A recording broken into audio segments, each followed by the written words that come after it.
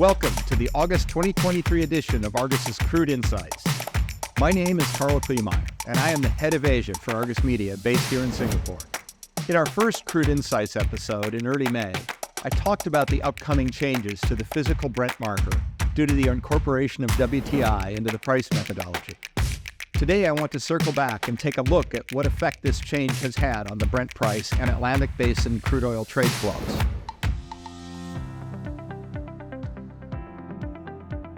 As I noted in May, production of Brent has been in steady decline for the last couple of decades.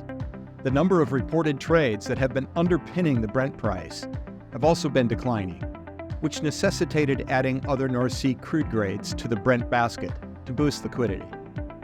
As liquidity continued to decline and there were no further North Sea grades to add, it was announced that WTI would be added to the basket as of June 2023. While WTI is not a North Sea grade, it is regularly finding its way to Europe in much greater volumes than the existing BFOET grades. The delivery of WTI into the Brent complex began to affect the dated price from the first week of May, as dated reflects physical delivery from 10 to 30 days forward. So from 2 May, it started to include June deliveries, which could involve WTI. As I mentioned in May, the big question at the time was what effect WTI would have on the North Sea dated values. Well, we are just 3 months into the new methodology. It is clear that the Brent price has indeed been affected by the change. In May, I showed this chart that indicated that if WTI were included in Brent previously, it would have set the price around 50% of the time over the last 3 years. The orange part is the period since the methodology change, and as can be seen, WTI continues to set the price of Brent more than 60% of the time since May. We can determine this as Argus has continued to publish a Brent assessment without WTI, designated Dated BFOET in the Argus Crude Report.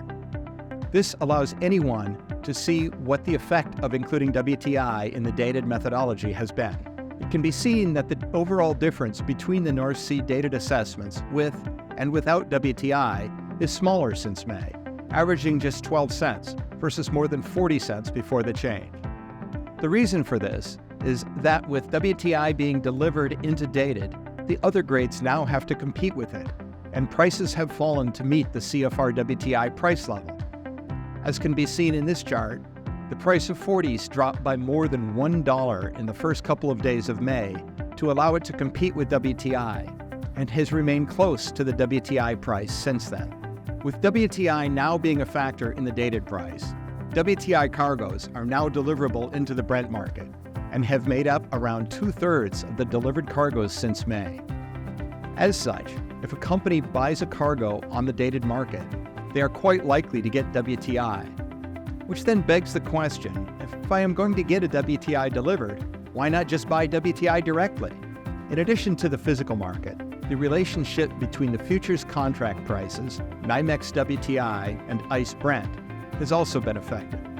As can be seen in this chart, the difference between NYMEX WTI and ICE Brent has stabilized around $4 to $5, which is very much in line with the WTI Midland price at Houston, plus the cost of freight to Europe. Thus, the price of Brent has essentially become a derivative of the WTI price. As noted in May, there is a WTI Midland swap that settles on this price that trades on the CME, code HTT, that has seen significant increases in volume since the beginning of the year as European refiners look to hedge their Brent-based purchases that are increasingly resulting in WTI delivery. With WTI and WTI-related grades flowing into Asia in increasing volume, companies that are currently pricing their crude purchases on Brent should evaluate whether they want to continue using Brent with the volatility implied by both WTI and 40s having a role in the price, or whether they prefer the stability of WTI with its single crude grade, robust pricing, and straightforward financial tools.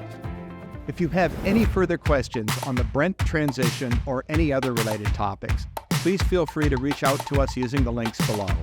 I and other Argus experts will be discussing the WTI into Brent issue, along with the evolving Asian oil trade flows, market outlooks, and other issues at the Argus Asia Pacific Oil Markets Forum in Singapore on September 5th.